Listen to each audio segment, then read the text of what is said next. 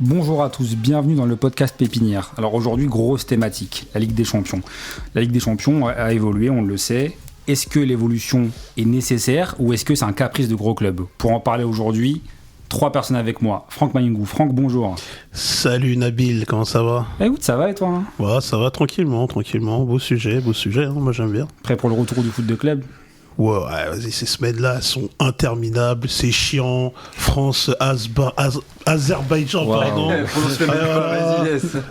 L'Islande, laisse tomber, non, on se fait chier. Le retour de Thauvin, t'as pas ému ? Big up à Florian quand même, mais rien à foutre en vrai, franchement. Tu sais qu'il y a eu le premier Pépiniérico là, cette semaine. Il y a eu Maroc-Congo. Maroc. Ah, c'est pour dire qu'ils ont gagné. Je ne dis rien. Ça, ouais. Non, pour nos auditeurs. Francky est d'origine congolaise. Ouais. Pas le Congo meilleur au foot, mais. Non. Le mauvais au foot. Il y a eu un duel au sommet entre le Maroc, locomotive de l'Afrique, et le Congo. Et d'ailleurs, pas mal hein, contre les U20 de la France. Ils montent jusqu'à 1h du matin hier. Ah, t'as regardé ? Oh, bah oui, j'ai regardé. Non, ça joue bien, c'était agréable. Ouais, c'était agréable. Écoute, tant mieux. Écoute, Tariq, bonjour, comment vas-tu ? Bah bonjour, ça va et toi ? Bah, écoute, ça va. Ça va, prêt pour le retour de club aussi ? Impatient, tu veux dire. J'attends la coupe. On va parler de la Coupe d'Europe et j'attends le retour de la Coupe d'Europe où il y aura les meilleurs clubs. C'est vrai. Un club en particulier à suivre en Coupe d'Europe ? Un ou deux. Les vrais savent. Ok, on a une 3e personne avec nous aujourd'hui, Bastien Morel. Comment vas-tu ? Salut Nabil. Ça va ? Ça va, super. Un petit nouveau, pas trop stressé ? Non, ça va. Merci pour l'accueil en tous les cas. Non, avec plaisir. De toute façon, l'accueil est pas dingue, hein, mais... Non, mais écoute, ça va. Du coup, présente-toi rapidement. Du coup, supporter de Lyon, on m'a dit ? Ouais, supporter de Lyon depuis ma tendre enfance. Voilà, j'ai 30 ans. Et puis, voilà, je joue à côté de Tours en R1. Et voilà. C'est dire que c'est le meilleur joueur du podcast, hein, pour être tout à fait honnête. Non, du coup, alors aujourd'hui, grosse thématique, Ligue des Champions. Alors la question qui va se poser, c'est est-ce que la Ligue des Champions, c'est une compétition qui s'est renfermée sur elle-même ? Et dans un deuxième temps, on va discuter le bout de gras, à savoir est-ce que c'est une évolution qui est imposée ou une évolution qui est nécessaire. Alors, petit rappel historique rapide sur la Ligue des Champions. La Ligue des Champions est une compétition qui s'appelait pas comme ça au début, qui s'appelait la Coupe des clubs champions, créée par le journal L'Équipe en 1955, gagnée par le Real Madrid 15 fois, très important. Donc c'est une compétition qui a changé de format au cours des années. Donc on sait que de 55 à 91, c'était une compétition à élimination directe. Ça a évolué au cours des années 90 avec un passage à des phases de groupe et avec la naissance de la Ligue des Champions en 1992, gagnée par Marseille en 1993, on en reparlera. Ensuite, il y a eu une expansion progressive avec des phases de groupe, avec 24 clubs qui sont intégrés. À partir de 2003, on a eu 32 clubs et pas seulement les champions qui ont été intégrés à la Coupe d'Europe, mais aussi des équipes sélectionnées selon le quotient UEFA.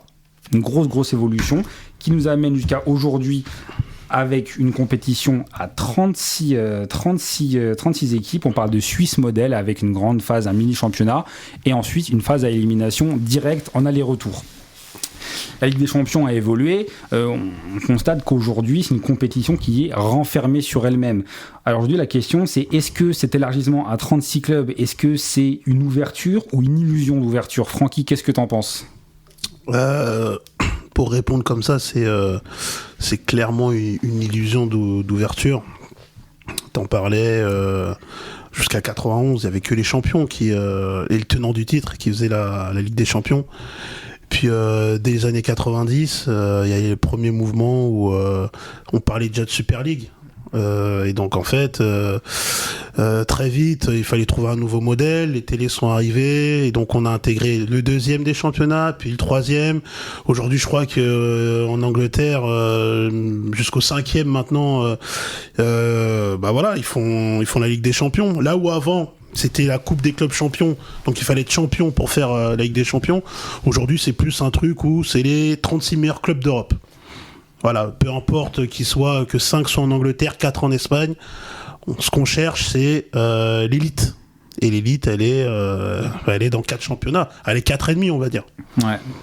Enfin, sur les gros championnats. Sur les gros championnats, ouais. Sur les gros championnats. Allez, on peut intégrer aussi des championnats comme les Pays-Bas, où évidemment il y a l'Ajax, Portugal, un peu la Belgique, où c'est un championnat qui ces dernières années a sorti de belles équipes.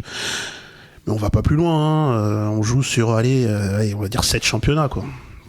Non, c'est clair. Bastien, toi, est-ce que tu penses que cette réforme de la Ligue des Champions, est-ce que c'est une réponse à un foot moderne ou bien une trahison des principes initiaux que représentait cette Coupe d'Europe ? Non, ça correspond au foot moderne. Il faut répondre à l'évolution qu'il y a, c'est-à-dire que aujourd'hui, le foot, il est lié à une évolution économique, avec les diffuseurs, avec toutes ces choses-là. Donc le foot doit s'adapter. Les réseaux sociaux. Les réseaux sociaux. Là, je crois que bientôt, il va y avoir une redistribution des droits TV. On a Netflix, Amazon, etc. qui vont venir se mettre dans la danse. Est-ce que ça va encore changer des choses? On va voir.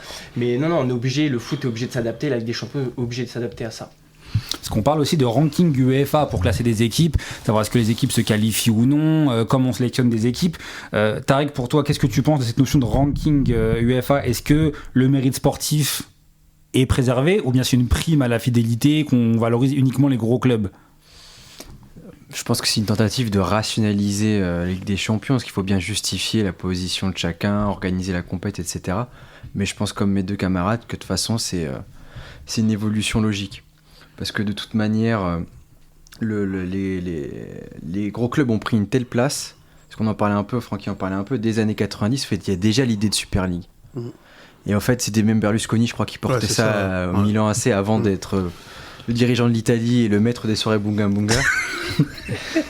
Pour ceux qui connaîtront. Mais c'est une vieille fête, ça fait longtemps, on en reparlera, je pense, mais qu'il y a une pression des top clubs pour s'émanciper de l'UEFA, la Ligue des Champions, etc.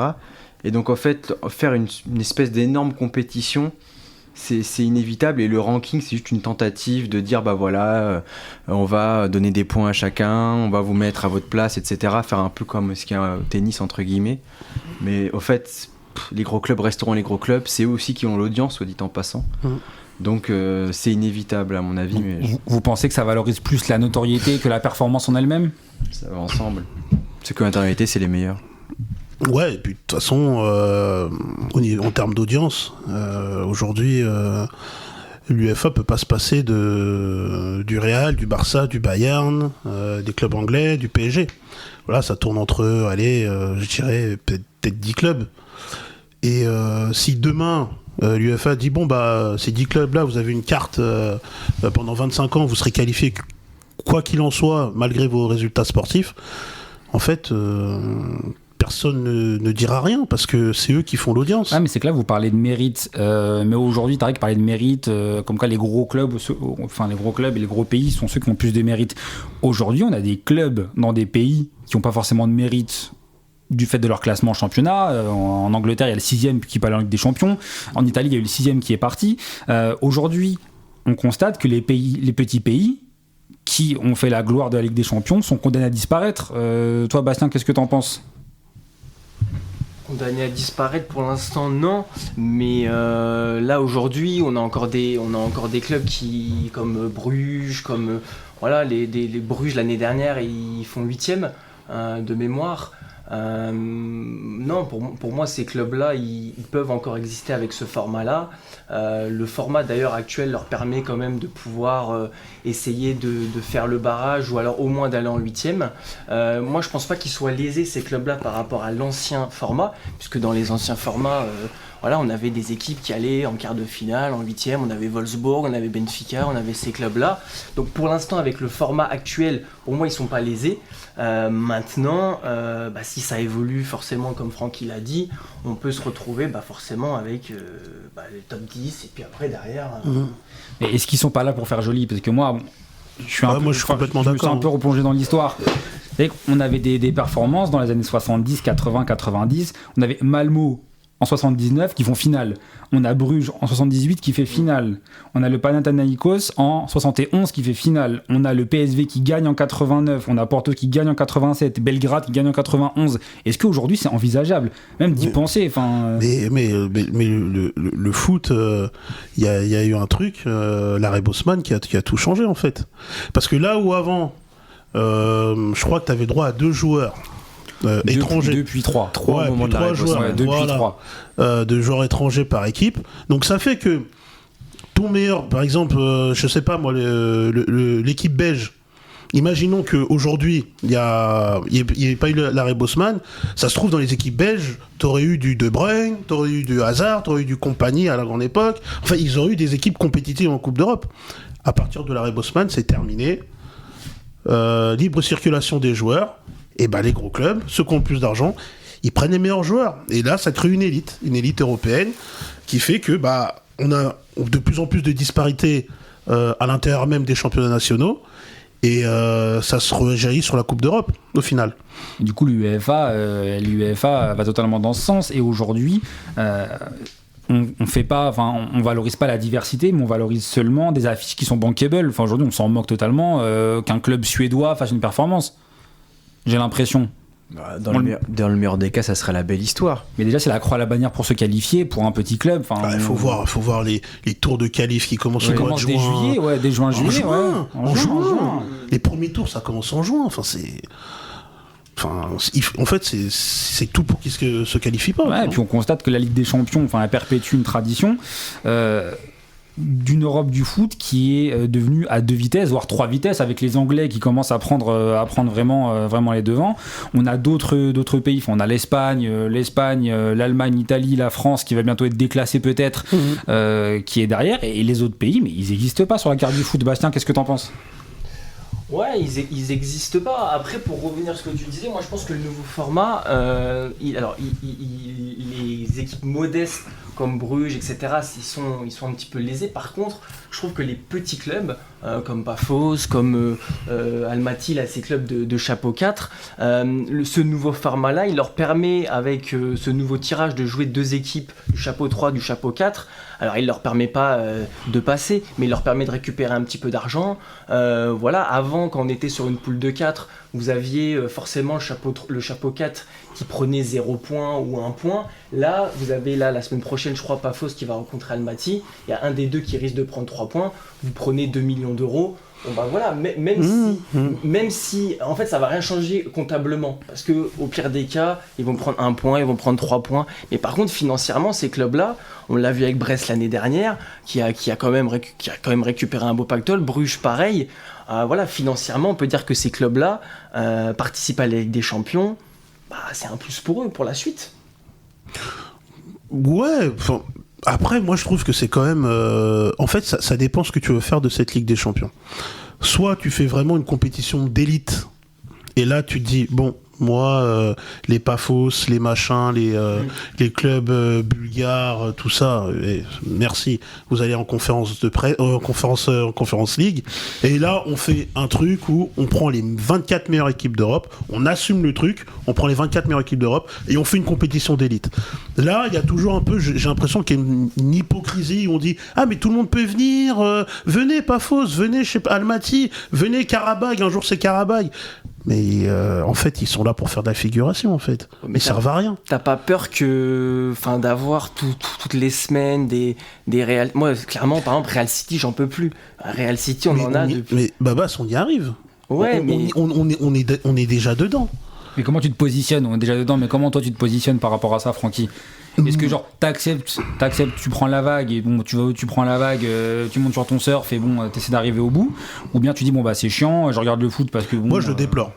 Moi honnêtement je le déplore parce que je suis d'accord avec Babas, regarder City Real tous les ans. À un moment donné, je trouve que ça perd de son charme.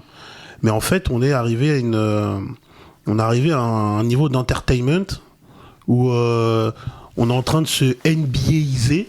Où la Ligue des Champions, ça devient de se NBAiser, et qu'au final, moi je pense que, on va peut-être en parler plus tard, mais dans 20 ans, dans 30 ans, t'auras plus de... Les championnats nationaux peut-être n'existeront plus, et on sera dans un truc où le Real va jouer le Bayern, la semaine d'après le Barça, la semaine d'après la Juve, après Liverpool, et puis ce sera ça en fait. On va arriver à ça. C'est une question économique. C'est ça, aujourd'hui, une question d'évolution. Est-ce que tu penses que l'UEFA défend encore les valeurs du foot ou défend des valeurs de marché? Enfin, je pense que on a déjà la réponse, mais...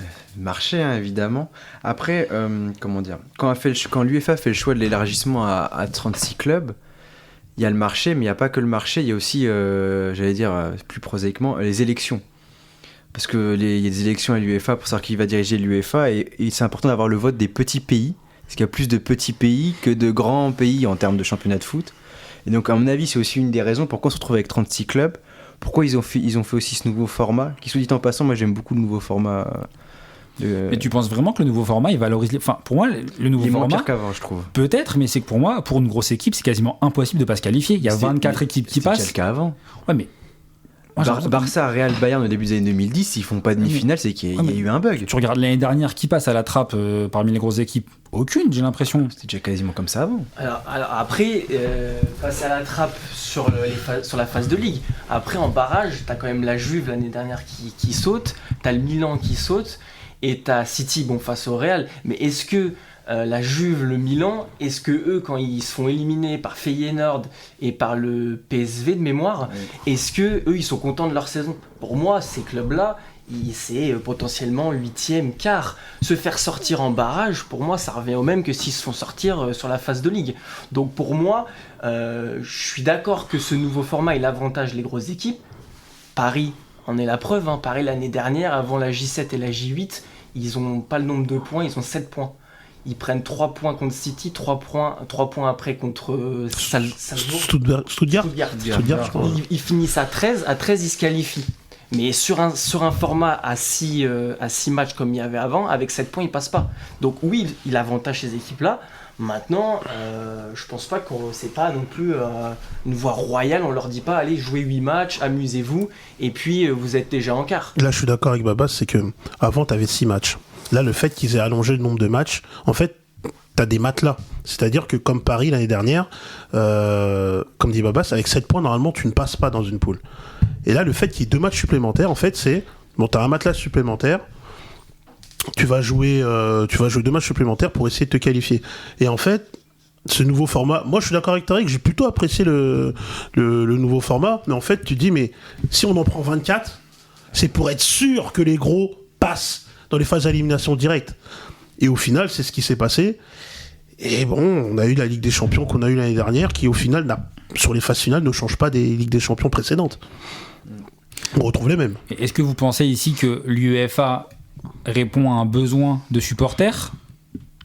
Ou bien ils répondent juste à un besoin qui est économique, parce que pour le coup, les supporters ont aimé. On était sur un modèle qui avant commençait à s'essouffler, j'ai l'impression. On en avait marre des matchs aller-retour.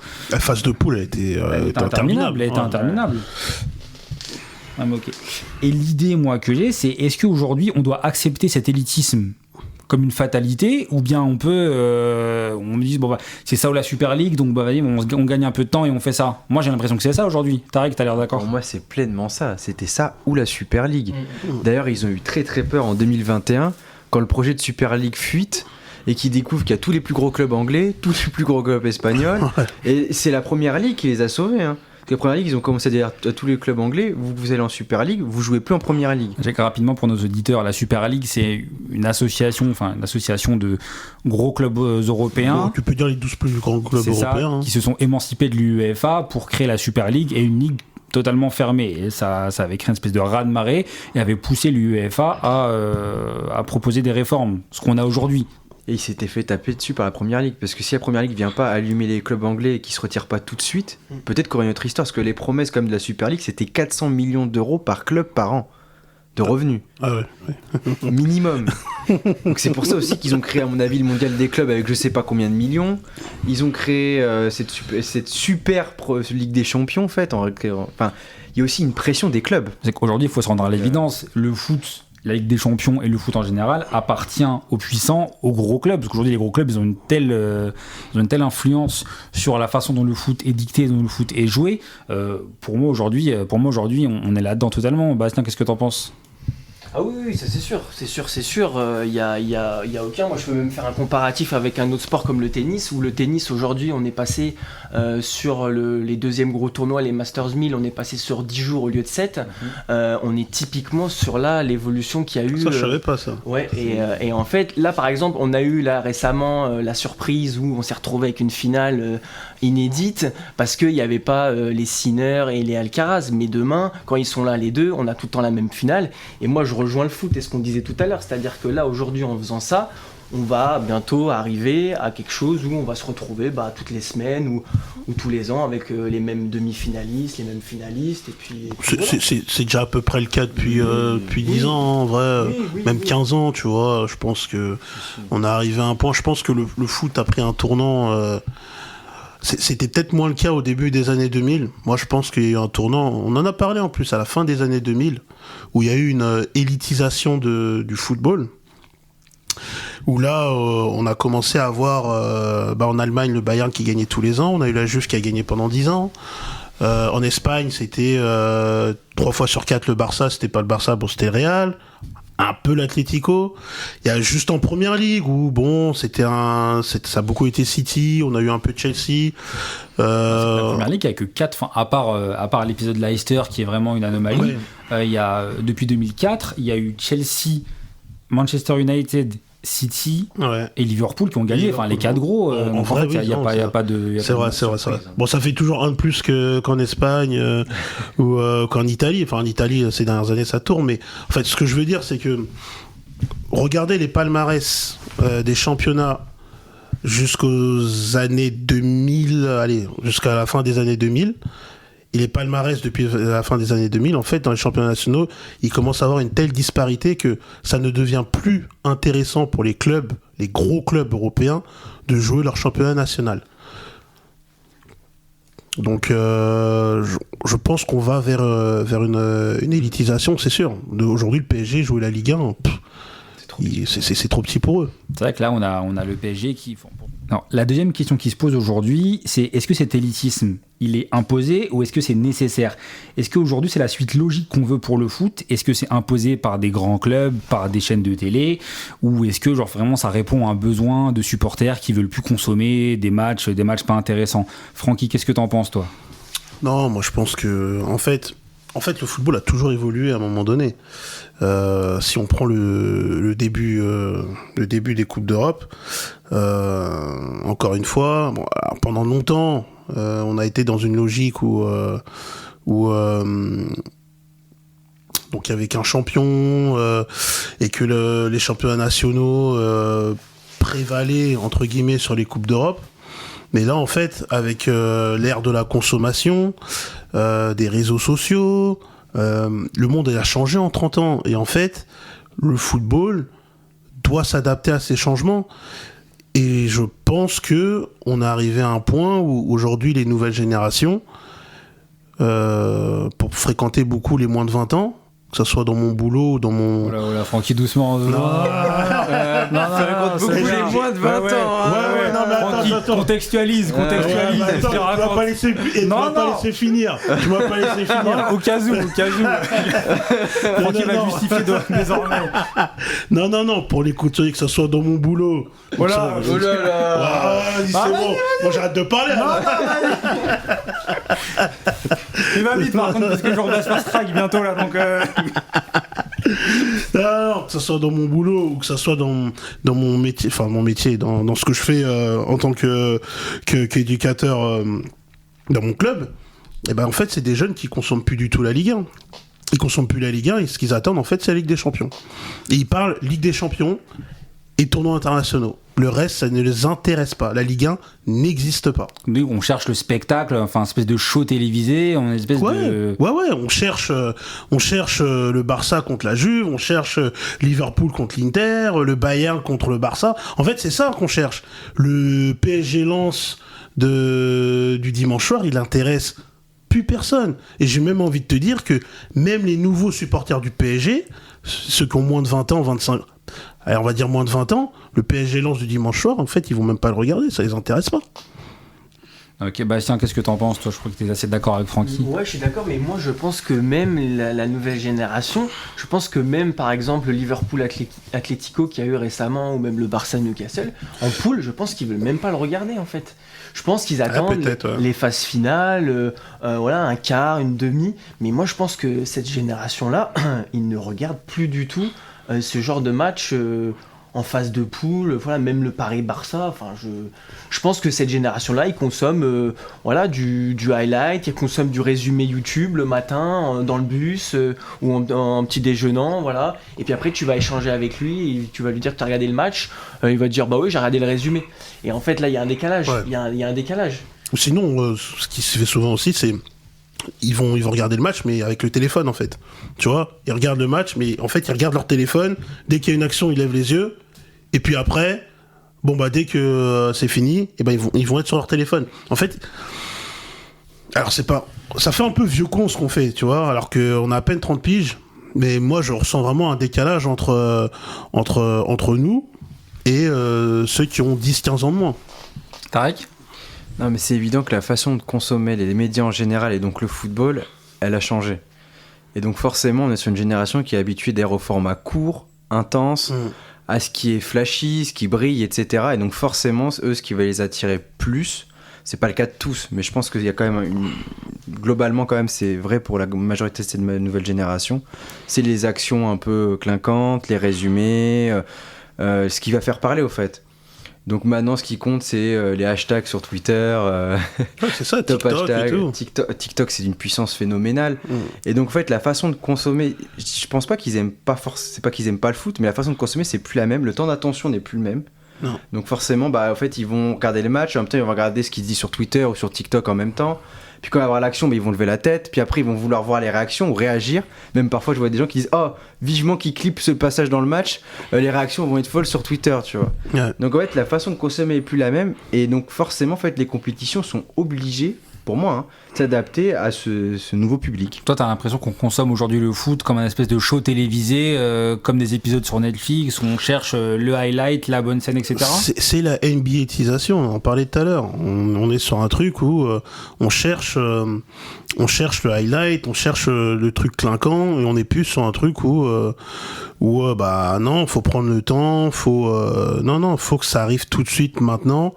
Et vous remarquerez, regardez bien, sur le nouveau format, donc depuis l'année dernière, à toutes les journées, donc mardi, mercredi, il y a toujours un gros match.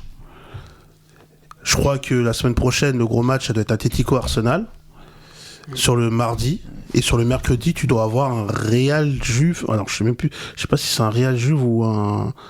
Enfin bref, ça concerne le Real. Donc en fait, même l'UEFA, dans ces formats de compétition,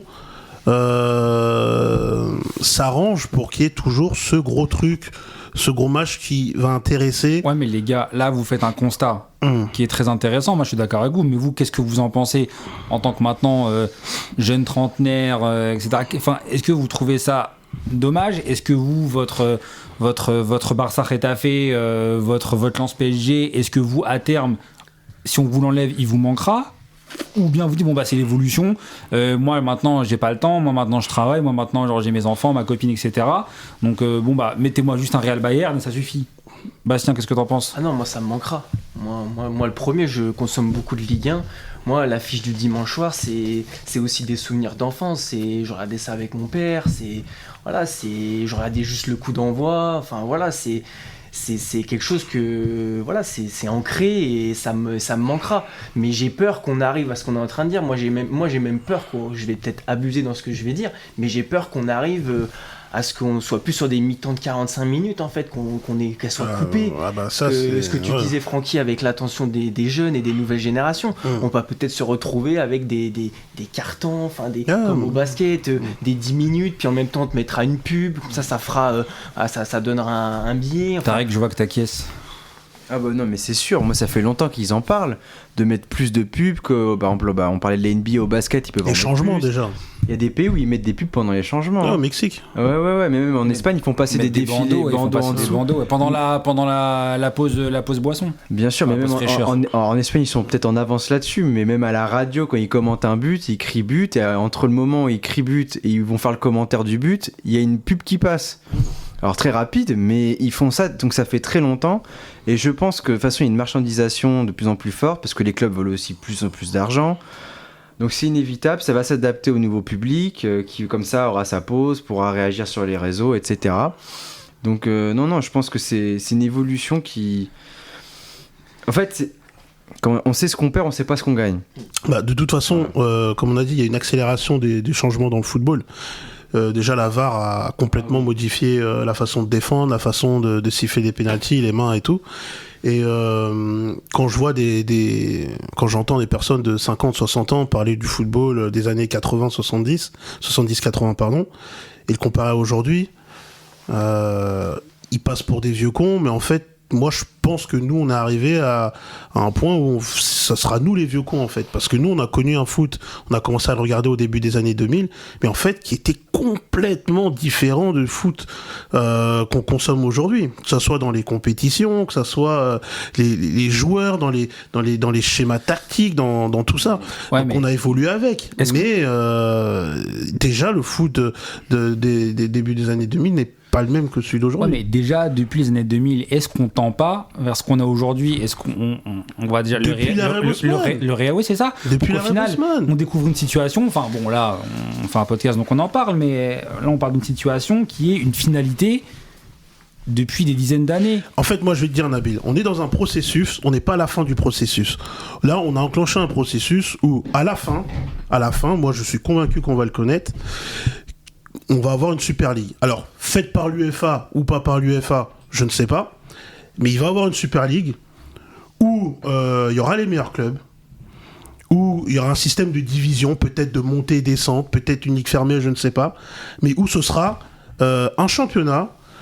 Je pense que les championnats nationaux vont disparaître parce que, comme on disait tout à l'heure, ils n'ont plus trop d'intérêt. Et on va arriver à un truc où, toutes les semaines, on va avoir des grosses affiches européennes. Et parce que on est dans une libéralisation du football qui fait que, de toute façon, on va attendre à ça. Et puis, le Real Liverpool va pas jouer à Bernabéu, il va jouer à Miami, il va jouer à Shanghai, il va jouer partout dans le monde. Et en fait, ce sera une internalisation. Voilà, merci Nabil, du football. Ça va arriver de toute façon. Après, là, on a déjà un petit exemple du Villarreal, du Villarreal-Barça qui va jouer à Miami. On a Milan qui va jouer en Australie à Perth. Enfin, c'est quand même. Moi, je pense honnêtement, je suis un peu plus pessimiste que toi, pour être tout à fait honnête. Moi, je pense qu'on aura une ligue fermée, mais qui ne sera pas seulement européenne, mais mondiale à un moment. On aura des clubs saoudiens qui vont venir s'immiscer, on aura des clubs américains, on aura des clubs sud-américains. Et après, moi, je pense que c'est la finalité. C'est possible. Moi, c'est possible. Ouais. Non, ça me paraît inévitable. Mais combien de temps ça prendra, je ne sais pas. Mais alors, d'une certaine manière, d'ailleurs, ça pourrait sauver certains clubs sud-américains, asiatiques, comme River etc. Plate ou Boca. Ouais. Absolument, qui sont complètement effondrés depuis les années 2000. Mais non, mais c'est inévitable, comme disait Francky, depuis l'arrêt Bosman, c'est-à-dire, pour ceux qui ne connaissent pas, le fait qu'on a dérégulé le marché européen globalement, c'est-à-dire c'est l'époque où on ouvre les frontières entre les pays européens, et où donc il y a un arrêt rendu par la Cour de justice de l'Union européenne qui interdit les championnats de limiter le nombre de joueurs européens par équipe. Donc du jour au lendemain, en gros, le Milan AC se retrouve non pas à avoir 3 joueurs étrangers, mais à avoir tous les meilleurs joueurs étrangers d'Europe chez lui. Et donc, de facto, et en plus on donne la nationalité européenne à tous les Sud-Américains qu'on trouve, soit dit en passant. C'est vrai. T'es argentin, t'es un ancêtre italien, non, quand même. Ainsi de suite, ainsi de suite. Et donc en fait, de facto, ce phénomène-là fait que de plus en plus on va avoir une concentration des richesses, une concentration des meilleurs joueurs et donc une émancipation des clubs. Et voilà. Toi, Bastien, un peu plus tôt, tu parlais du fait que toi, le rendez-vous du dimanche soir ou les matchs de Ligue 1, c'était important pour toi. Il y a quand même une incertitude qui est quasiment inexistante aujourd'hui, mais qui est quand même encore un peu là. De savoir, t'as ton club qui va se déplacer sur le terrain d'un petit club, une espèce d'incertitude, comment ça va jouer, est-ce qu'ils vont gagner, comment ils vont gagner. Est-ce que tu penses pas que le fait de faire une Super League, cette incertitude va pas disparaître? Ah bah si, on va perdre totalement le charme, on va perdre le charme de ce sport, ça c'est une évidence. Mais de toute façon, comme t'as dit Francky, on va s'adapter en fait. De toute façon, on n'aura pas notre mot à dire, on va s'adapter, puis on va se diriger vers du foot peut-être un peu plus régional. Voilà, on va aller du foot national, National 3, N2, voilà. C'est déjà ce qu'on fait un tout petit peu, quelque part. Un petit peu, mais bon, voilà. De toute façon, on n'aura pas notre mot à dire. C'est-à-dire que, voilà, notre mot à dire, ça sera, on prendra pas l'abonnement, on regardera pas, tout simplement. Surtout qu'aujourd'hui, on parlait du fait que des clubs vont être sélectionnés, mais à un moment déterminé. Ça veut dire qu'il y a des clubs qui, à 20 ans, auraient été sur la photo. Enfin, je pense à l'Olympique Lyonnais. Il y a 20 ans, Super League, ils y sont. Aujourd'hui, ils n'y sont pas. Est-ce que c'est pas problématique parce qu'il y a la majorité des clubs de foot qui vont à un moment disparaître? On aura des effectifs avec 50 joueurs pour jouer des Super League, possiblement. Je ne sais pas. Moi, je ne sais pas comment ça va évoluer. Je pense qu'on tend à un championnat, une élite européenne, avec peut-être une première div européenne, une deuxième div européenne, une troisième div européenne. Je pense qu'on tend vers ça, parce que de toute façon, tous les championnats d'ex-Europe de l'Est, tout ça, ils sont morts, ces championnats. Ces championnats n'existent quasiment plus. Les champions, on ne sait pas qui c'est. Les clubs, on ne sait pas qui c'est. L'Étoile Rouge de Belgrade, tout ça. Enfin, c'est des clubs qui ont quand même été champions d'Europe il y a 35 ans, qui aujourd'hui n'existent plus. Donc petit à petit, ce sera aussi les clubs des petits clubs des grands championnats qui vont tendre à disparaître. Donc à un moment donné, on se retrouvera qu'avec l'élite.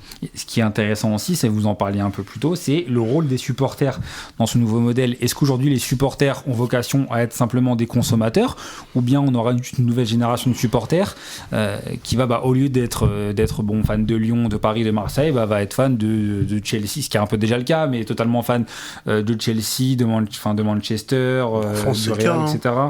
En France, c'est le cas. Encore une fois, je travaille avec des jeunes, voilà, et en fait, les moins de 20 ans, ils sont tous pour les clubs européens, ils sont pas pour les clubs français. À part le PSG ou l'OM, si il y a un parent ou un grand frère qui est pour l'OM, ou voire l'OL, et le reste, ils en ont rien à foutre. Il y a juste à voir, dernièrement, je me baladais à Intersport. On est en France quand même. En fait, il n'y a pas d'équipement aujourd'hui le PSG forcément, mais sinon, voilà, c'est des maillots du Real, c'est des maillots d'Arsenal, c'est des maillots de Liverpool. Enfin voilà, honnêtement, les jeunes aujourd'hui. Après, moi, je persiste quand même à penser que aujourd'hui, nous, consommateurs, on aura quand même le dernier mot. C'est-à-dire que là, comme ce qui s'est passé en France avec Mediapro ou même avec DAZN, si les gens ne s'abonnent pas, et que vous avez vraiment une chute d'audience, que forcément après derrière tout ce qui est sponsoring, etc., ça va faire un petit peu la gueule. Donc si les gens vraiment se lient contre cette Super League et que on va taper au portefeuille, c'est toujours la même chose, hein, si on attaque l'argent, donc ça peut peut-être faire changer les choses. Après, et tu penses que les gens ne s'abonneront pas? Parce que je pense que la plupart des gens qu'on connaît, je pense, y compris nous, si on nous met une Super League avec toutes les semaines un Barça City, un Real Bayern, on sera devant notre télé. D'ailleurs, nous, on est amis à l'extérieur, et nous, on s'est réunis quasiment tout le temps pour la Ligue des Champions. On se réunit pas pour un Lens PSG ou pour un Marseille Toulouse. Pour un Marseille Lyon, si. Ah ouais, mais même ça, je suis même pas sûr. Hein. Si, le dernier, t'étais pas là, on l'a vu ensemble. Malheureusement, d'ailleurs, je me suis déplacé pour ça. Non, mais t'as raison, Nabil, t'as raison qu'on se réunit pour les matchs de Ligue des Champions, même nous, mais parce que aussi on est dans ce truc-là où nous on aime le foot de toute façon, donc à un moment donné on va. Moi je pense que si demain il y a une Super League, au début je vais un peu gueuler, puis bon au final je voudrais quand même voir les matchs. Hein. Bien sûr qu'on va prendre l'abonnement. La preuve, j'ai pris DAZN à 19,99. c'est sûr que je vais le prendre l'abonnement. Après la seule chose, c'est ce qu'on disait tout à l'heure, c'est que on arrivera forcément à une surconsommation et peut-être qu'on va se lasser aussi de ces affiches-là. Enfin là, on y est actuellement, on l'a dit tout à l'heure, Real City. Mais bon, moi je pense qu'on s'adaptera et puis voilà. on consommera le foot comme il sera présenté à nous. Hein. Exactement, comme les anciens, les cinquantenaires et soixantenaires l'ont fait aujourd'hui, donc ils se sont adaptés. Et demain, ceux qui ont 20 ans, ils auront 30 ans, et c'est eux qui vont acheter l'abonnement pour la Super League, et puis ça va arriver comme ça. Donc moi je pense que on n'est pas à la fin du processus, je pense qu'on est...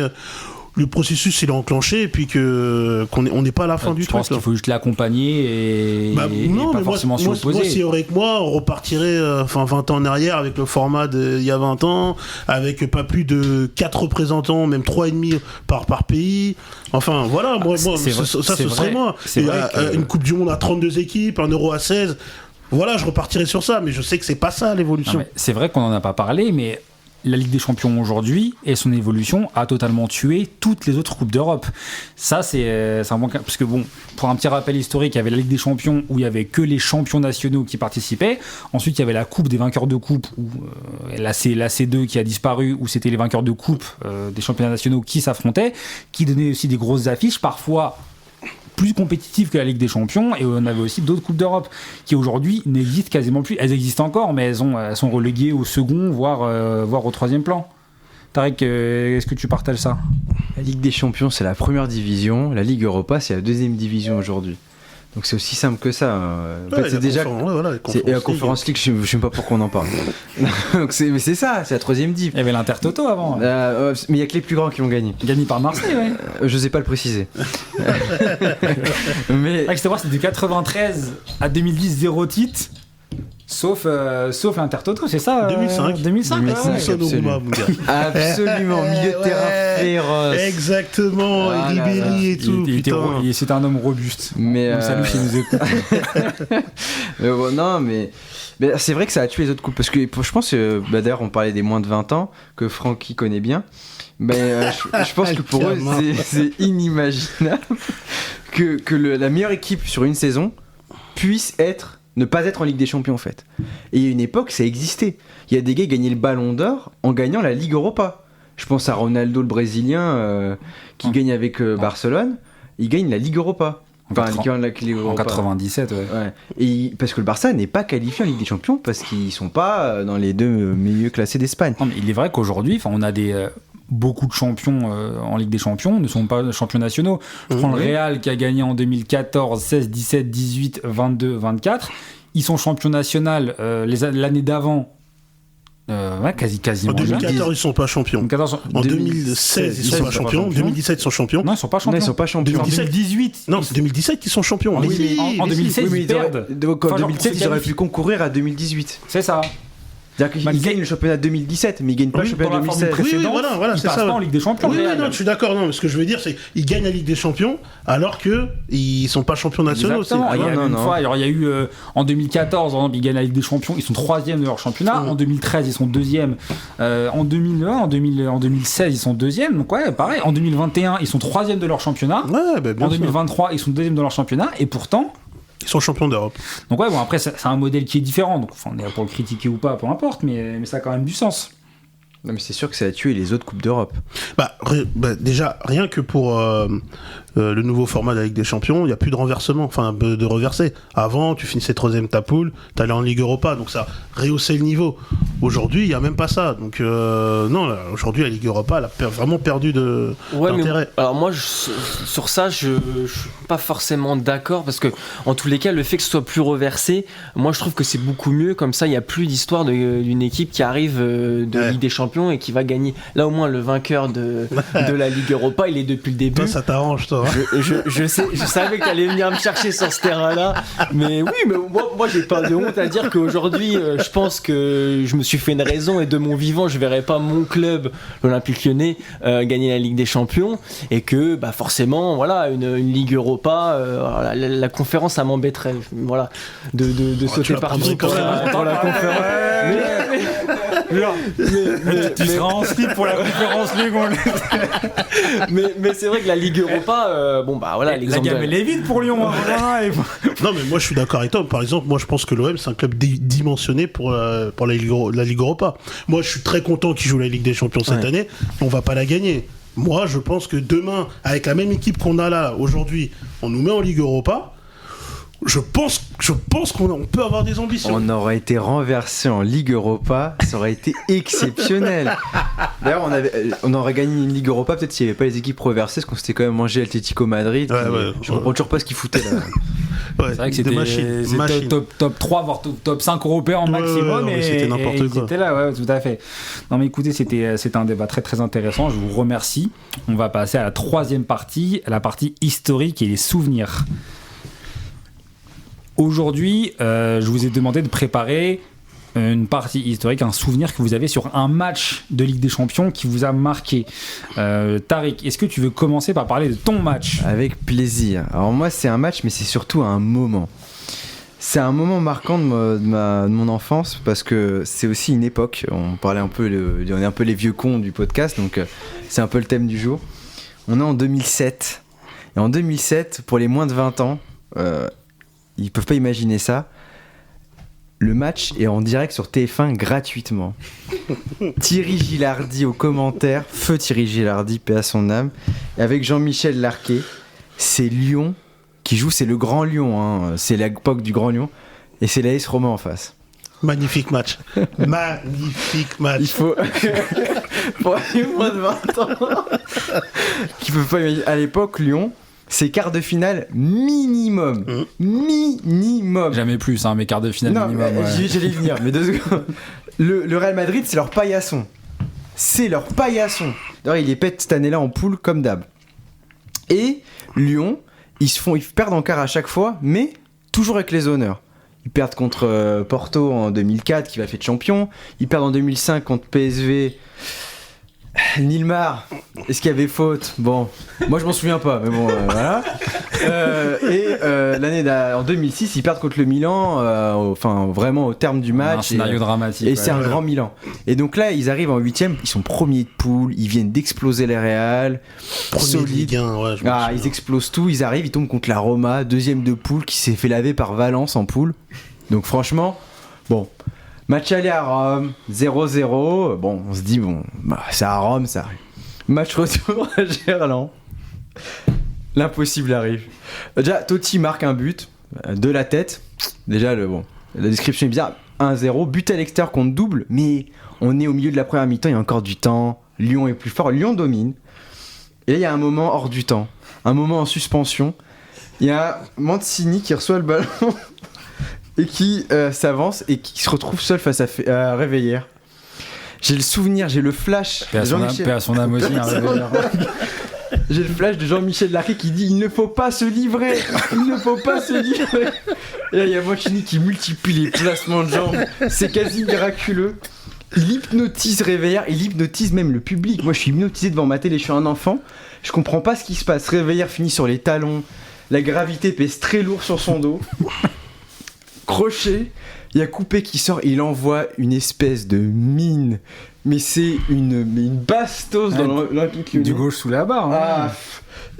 C'est supersonique. Et à ce moment-là, le Grand Lyon est mort. Je tiens à le dire, le Lyon, après, les années d'après, ils se font laver. Manchester United, Barça, ils feront une petite année sympa, ils feront quand même demi-finale, mais c'est la fin du Grand Lyon, parce que quand même, je tiens quand même à dire, c'est un Lyon avec Coupé au goal, Chris, Réveillère, Abidal, Schilacci, alors c'est Alou Diarra, mais bon, ça reste un Diarra, Thiago, Juninho, Govou, Malouda, Fred. C'est ça la compo contre la Roma, c'est un Grand Lyon, et ce moment-là, c'était un moment quand j'étais enfant qui m'a paru mais irréel, suspendu, et donc voilà, c'est mon premier très grand souvenir de Ligue des Champions. Jacques-Bastien, tu sors le point. Ouais, mais au départ je pensais qu'il allait rappeler un bon souvenir et puis après j'ai vu son petit sourire là, et je l'ai vu débarquer et direct j'ai pensé à ce fameux passement de jambe de Mancini. Mais ce qu'on oublie aussi, c'est que je pense qu'avant le match, beaucoup avaient sous-estimé la Roma. Alors moi je me souviens qu'il y avait un joueur qui s'appelait Tadei aussi, qui était pas mal. T'avais Totti, donc t'avais Mancini aussi. Bon, t'avais toujours De Rossi. Enfin, ils avaient une équipe. Il y avait pas des peintres. Hein. Il y avait Perrotta. Il y avait Kivou derrière. Il y avait quand même. Après ça c'est très français, c'est très français ça de. Ouais, c'est vrai. Après c'est que c'était Lyon en face. Voilà. Oui, avec des certitudes. Lyon en face arrivait. Je suis d'accord, mais moi je me souviens que la Roma ça a jamais été facile. Ouais. Mais Lyon en 8ème, ça a décapé à l'époque. Hein. Après, la Roma, après, ils prennent. Non, c'est cette année qu'ils prennent Manchester après. Ouais, ils prennent 7-0. Ouais. 7-1, je sais plus. Mais avec Ronaldo qui met une tête qui est même pas dans l'écran de la télé. Au début du centre, à la fin du centre, il met une tête, ouais, je m'en rappelle. Okay, bah, merci beaucoup, Tariq, pour ce souvenir qui fait du mal à certains, mais qui fait du bien à d'autres. Mais de rien. Bastien, est-ce que tu veux y aller maintenant ou tu vas un petit temps pour atterrir? Non, je vais y aller. Je vais remonter le moral à mes collègues supporters lyonnais. Moi, je vais vous parler du Real Lyon de 2010. Donc, on se retrouve en 8e de finale face au Real de Madrid. Petit contexte, Lyon vient de perdre son premier titre. Ils avaient gagné 7 consécutifs, ils perdent le premier titre de champion de France, donc ils finissent 3e derrière Bordeaux et puis Marseille. Donc ils se retrouvent forcément en barrage, ils font une phase de poule plutôt intéressante, hein. Ils prennent 4 points contre Liverpool, et vont même gagner un Anfield sur une... Gonalon, non, c'est ça? Gonalon et Chelito Delgado. Putain. À son âme aussi, hein, voilà. Et cette année-là, Liverpool termine même 3e de la poule, puisque c'est la Fiorentina qui termine premier. Donc Lyon finit 2e, et au tirage, tire forcément, je pense, l'épouvantail, c'est-à-dire le Real de Madrid, où la finale est en plus à Santiago Bernabéu. Le Real n'a pas gagné de Ligue des Champions depuis de nombreuses années. 2002. Ouais, 2002, ils sont bloqués à 9. Donc on va chercher la 10e. Et surtout, Florentino Pérez vient de se faire réélire, et on a un investissement massif sur le marché des transferts avec des joueurs comme Kaka, Cristiano, Benzema. Xabi Alonso. Arbeloa aussi. Hein. Et on a Arbeloa à son âme. Et on a un Lyon en perte de vitesse. Ouais, et Esteban Granero aussi. Ouais. Je veux y aller aussi. Et on a un Lyon en perte de vitesse parce que du coup les supporters, moi de mémoire, on est sur des supporters qui pestent un petit peu, qui ont peur que le club devienne un peu un manque d'ambition. On perd aussi Juninho cette année-là. Et donc on se retrouve sur ce fameux match aller-retour. Match aller gagné 1-0 à Gerland avec un but de Jean de Macoun. Frappe assez impressionnante. Pleine lucarne. Et on arrive sur le match retour avec donc l'équipe qui a bien changé depuis celle que tu disais tout à l'heure. On se retrouve avec Lloris dans les buts, Réveillère toujours là, Chris Boumsong, Ali Sissoko qui venait de signer cet été-là, Toulalan, Macoun, Pjanic, Delgado, Govou et Lisandro Lopez devant. Mais c'est quand même une belle équipe. Hein. Ouais. C'est une belle équipe, mais t'as pas beaucoup d'expérience en tous les cas à ce niveau-là. Lopez, c'est sa première année en Europe. Pjanic, il a 20 ans. Delgado, c'est pareil, je pense pas qu'il ait eu grosse. On n'a pas Boumsong, il a 31 ans. Réveillère, il a encore mal au dos de ce qui lui est arrivé quelques années avant. Donc, et en fait, ce match-là, il débute mal. On prend un but très tôt, au bout de 6 minutes. Je me rappelle que Lloris, même avant ça, fait une ou deux parades qui empêchent déjà l'ouverture du score beaucoup plus tôt. Et puis Lyon fait le dos rond, et puis il y a le but du jeune, en fait, c'est ça aussi qui est un peu symbolique, c'est que pourquoi aussi j'ai choisi ce match-là, c'est que moi c'est un souvenir que j'avais 14 ans, j'aurais pu prendre, comme tu as dit tout à l'heure, le match contre PSV ou le match contre le Milan AC qui était un peu plus triste, mais c'est vraiment, moi c'est le premier match, je me rappelle vraiment en Ligue des Champions, et voilà, le jeune qui marque, qui nous permet pas de gagner, de faire le match nul, et de gagner 2-1 et de se qualifier. Et puis ça nous amène surtout après à la première demi-finale européenne. C'est vrai. Voilà. Non, c'est vrai, belle performance. Triplé d'Ivica Olic, c'est ça contre. C'est pas ce qu'il mange, mais bon. Mais je me rappelais plus, mais récemment, j'avais pas souvenir qu'au match aller à l'Allianz Arena, Ribéry prend rouge, oui, et le Bayern joue une mi-temps à 10. Et ça, j'avais pas souvenir. Je me rappelle. Il y avait une espèce de campagne médiatique entre l'aller et le retour en disant que Lyon pouvait le faire. Oui. Je me rappelle. Parce que Lyon à l'époque était quand même un peu sur la fin, mais était quand même la grosse équipe française. Ouais. Oui, encore, oui. Avant de jouer le Real, Lyon est invaincu contre le Real. Hein. Ah ouais. Donc, et d'ailleurs, après les deux matchs, toujours invaincu contre le Real. C'est en 2011, la saison d'après. La saison d'après où ils jouent en 8ème, c'est ça ? Ouais, c'est. Ouais. C'est une... Je m'en rappelle. Enfin. Merci beaucoup, Bastien. Francky, quel match tu as choisi pour nous ? Ouais, alors moi, je vous ai choisi. Un match, en fait, c'était la première fois de ma vie que je regardais un match de Ligue des Champions en entier. 23 avril 2003, donc là j'ai 10 ans, et Manchester United, Real Madrid, le match retour. 4-3 pour Manchester, mais qualification du Real. Match extraordinaire, avec une pléiade de stars partout, que ce soit du côté de Manchester, du côté du Real, et surtout un triplé de Ronaldo R9 qui se fait applaudir lors de sa sortie sur le terrain. Et c'est là, en fait, c'est à ce moment-là où j'ai compris ce que c'était la Ligue des Champions, que voilà, c'est vraiment le rendez-vous du milieu de semaine. Ce soir-là, je m'en souviens, c'est la première fois, donc, parce que c'était les vacances scolaires, ça devait être les vacances de Pâques.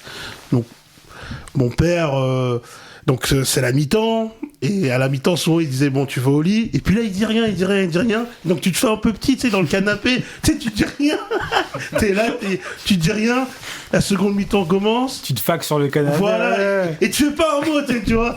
Tu sais, même quand t'as envie de pisser, mais t'y vas pas, tu sais, t'y vas pas et tout. Enfin bref, c'était ça.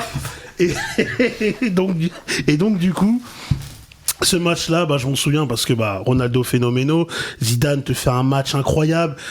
Beckham était remplaçant ce match-là. Il rentre, il met un coup franc. Et en fait, il y avait tout, Et c'est le premier gros souvenir que j'ai en Ligue des Champions. Et voilà. Et c'est peut-être à partir de ce moment-là même que je me suis dit, ouais, non, en fait, moi, en Europe, c'est le Real. C'est le Real parce que c'est trop, en fait. C'est trop de stars, c'est trop fort. Le maillot noir, il claque, en fait, à l'Old Trafford et tout. Enfin, c'est... Avec les Siemens mobile. Je rappelle, Barthez au goal en face. Barthez dans les buts en face. Ouais, c'est vrai. C'est Barthez dans les buts en face. Il y avait Van Nistelrooy en face. Il y avait encore Veron, des Scholes. Enfin, des stars de partout de l'époque. Et ouais, franchement, c'était un superbe match. Les jeunes, allez le voir sur YouTube, le résumé. C'est vraiment pas mal. Ok, merci beaucoup Francky. Et toi Nabil, alors vas-y, faut que tu nous dises quand même. Moi, alors le match, pas mal de matchs qui m'ont marqué en Ligue des Champions en tant que supporter du Real Madrid. Moi, j'ai choisi aujourd'hui de parler de Real Bayern en 2012, la demi-finale retour. Ah, magnifique. Alors bon, il faut savoir que le Real, même si ils se sont mis à gagner plein de Ligue des Champions après, le Real depuis 2002, c'est la disette en Ligue des Champions. Sur les années 2000, après leur victoire, ils se font fumer à chaque fois, jamais brillamment, très rarement contre Lyon, très rarement avec les honneurs, très rarement avec les honneurs. Et on a en 2010 Mourinho, donc qui a gagné au Bernabéu une Ligue des Champions en éliminant le Barça, qui vient au Real. Et il faut savoir qu'à ce moment-là, le Barça est l'épouvantail ultime en Europe. Donc c'est peut-être la meilleure équipe de l'histoire à ce moment-là. Messi, Xavi, Iniesta, pas la peine de revenir dessus. Et à ce moment-là, du coup, le Real peine. Dès qu'il y a un classico, il y a 6-2, 5-0, etc. Donc c'est hyper compliqué. Et Mourinho vient.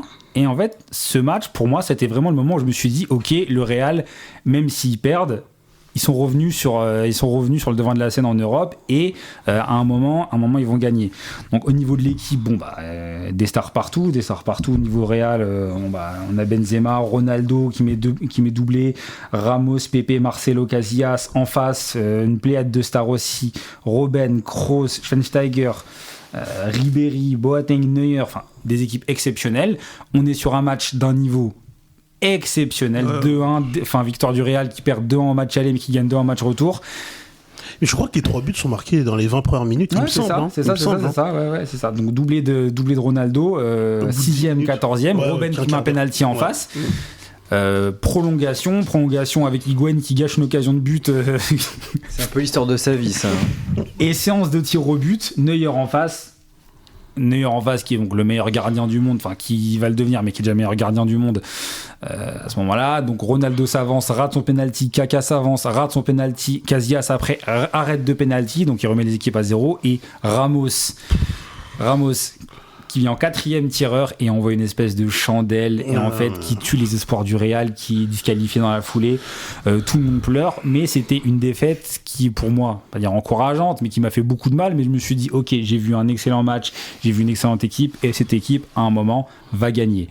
Ils m'ont pas fait mentir parce qu'ils ont gagné 6 fois ensuite. Donc non, très grand non pour moi, un match qui m'a marqué. Moi, je me souviens de ce match où c'était un niveau, il était effrayant le niveau. Mais vraiment, tu te dis, mais parce que t'avais le Real, t'avais le Bayern, et de l'autre côté, c'était le Chelsea-Barça. C'est pareil, le niveau était effrayant. Chelsea qui a proposé. Chelsea, c'était des voleurs. Qui a proposé un jeu terroriste sur toute leur Ligue des Champions. Mais tu sais, dans un style où. Ouais, ils ont joué. Tu te rappelles au match retour Chelsea-Barça? Bien sûr, c'est Torres. Il reste derrière tout le match, même s'il rate un penalty. Toujours bien de le dire. Ramirez met un beau lob. Hein. Moi, je sais pas si tu te souviens du lob de Ramirez.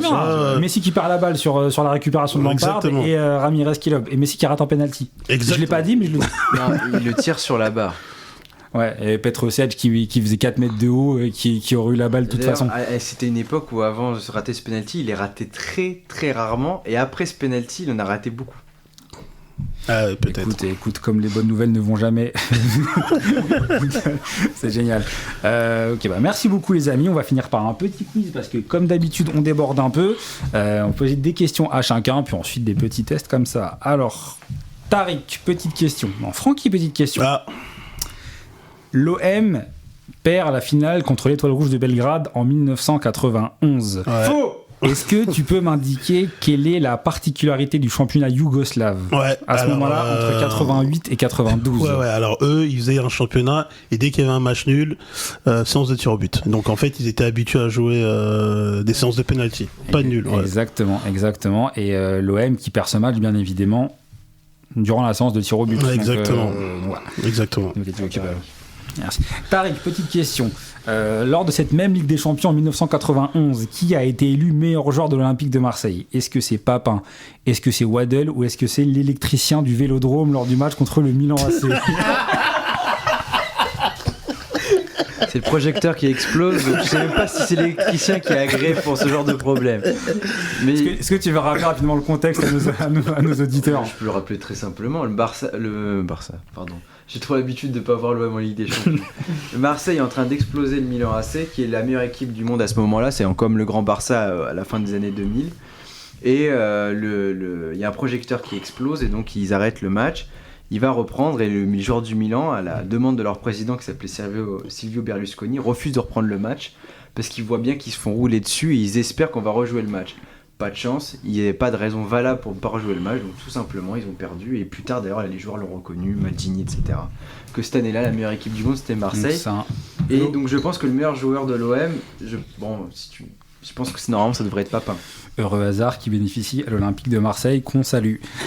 Non, il n'a pas bénéficié, c'est le Milan qui a pu sauver son honneur. Baptiste, petite question à toi. Bafétimbi Gomis a arrêté sa carrière en 2024. Qui a été reconnu par Bafétimbi Gomis comme son meilleur ami dans le foot? Est-ce que c'est Dimitri Payet? Est-ce que c'est Pierre Ménez? Ou est-ce que c'est Vida, le défenseur du Dinamo Zagreb, qui lui a fait un clin d'œil lors de la victoire de Lyon en 2011?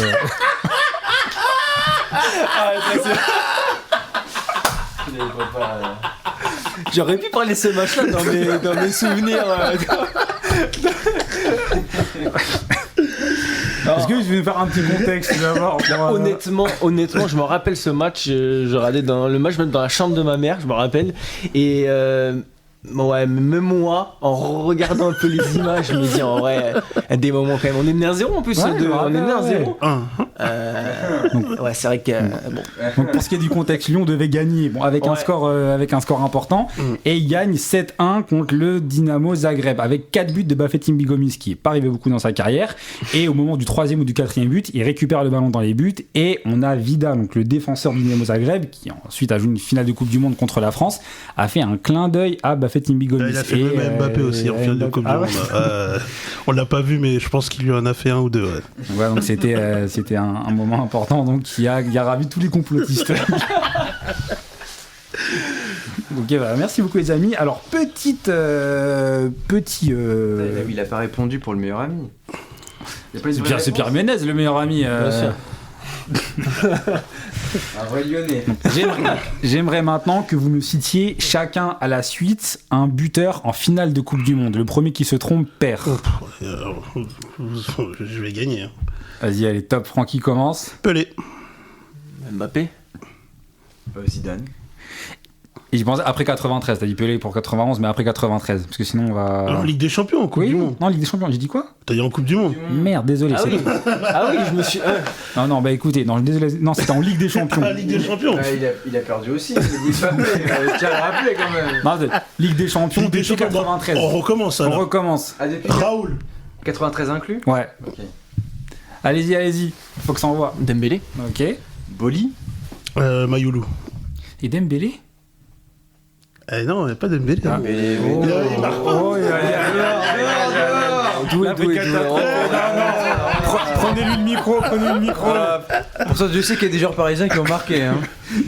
Tarek? Hakimi. Asensio. Ronaldo. Bale. Messi. Ramos. Eto'o. Drogba. Ah oui, c'est vrai, en plus Muller. Milito. Robben. Messi. J'ai déjà dit Messi. J'ai dit. Vas-y, t'as encore une chance, vas-y. Ok. Belletti. Milito. Déjà dit. Vas-y, il a encore une chance, vas-y, les gars. Prochaine fois que vous dites un joueur qui était déjà dit, c'est fini, les gars. Ok. Suarez. Contre la Juve. Pardon. Crespo. Neymar. Vladimir Smisser. On joue ou on joue pas là? C'est très fort. Attends, comment il s'appelle? J'en ai cherché un trop compliqué là. Non, mais une heure des plus simples. Tic. Faut faire vite. Bah oui, on n'a pas le temps. Pardon. On va se faire virer du local là. Pardon. Il y avait. 5, 4. Non, mais en plus, il y en a tellement en vrai. J'en ai 5. Ouais, bah tu m'étonnes. Fini, désolé. Mandzukic. Mandzukic, Karim Benzema, bien évidemment. Vinicius Junior, bien évidemment. Origi. Comment il s'appelait celui de comment il s'appelle? Sadio Mané. Celui de Manu qui marque à la dernière minute contre le Bayern. Gunnar Solskjaer. Solskjaer, voilà. Je sais pas que j'avais Holger dans ma tête. Non, c'est Solskjaer. Et Dani Carvajal. Et puis il y a Calvaras, ça Lucio. compte pas, Il y a Lucio. Il y en a plein. Ok, alors. Enfin, j'en ai plein. Deco, il marque avec Bien sûr, contre Monaco. Est-ce que vous pouvez me citer, enfin me dire combien de joueurs ont gagné la Ligue des Champions en tant que joueur et entraîneur? 3. C'est un peu plus. Tu peux y aller. Il faut juste trouver le chiffre. Trouver le chiffre, après tu me dis qui c'est un chiffre au hasard sinon. Bah tu disais un peu plus. Moi je me suis dit il faut juste trouver le nom. Attends, je réfléchis un peu, mais quand même. Mais il y en a quelques-uns que j'ai en tête. Entraîneur. Ouais. Je pense que vous pouvez en trouver facilement 4. Ah, j'en ai que 3 pour l'instant. Moi j'en ai 2. Hein. Bastien, Notalangosha. Ouais, j'en ai pas pour l'instant. Ah si, j'en ai 3 aussi. Ça se trouve on n'a pas les mêmes, mais Non, même pas. Si vous êtes pas au moins. moi j'en ai que 3. Bon, allez-y, dites vos 3. Moi j'ai Zidane, Ouais. Rijkaard, Ouais. Ancelotti. Ouais. Ouais, moi j'ai Guardiola. Ouais. Ah oui, je suis bête. Il vous manquait. Bon, Trapattoni, Giovanni Trapattoni. Ah oui. Et Miguel Munoz. Mais bon, Ouais, bien sûr. Bien sûr. Qui a gagné au Real en tant que joueur sur la première, les premières 5 Ligues des Champions et qui a gagné ensuite en tant qu'entraîneur. D'accord. Je sais même pas qu'il avait joué au Real, ce équipe-là. Je sais même pas qu'il avait existé d'ailleurs. Il a existé, on le félicite pour ce qu'il a fait. Écoutez, j'ai d'autres questions. Bon, je pense qu'on va arrêter parce que je pense on a fait plus d'1h05. Donc, écoutez, les amis, très très intéressant. Je vous remercie pour votre présence et pour la qualité de vos interventions. Et merci à tous nos auditeurs. On revient vers vous très bientôt. Merci Nabil. Merci Nabil. Allez, bonne soirée. Allez, bonne soirée.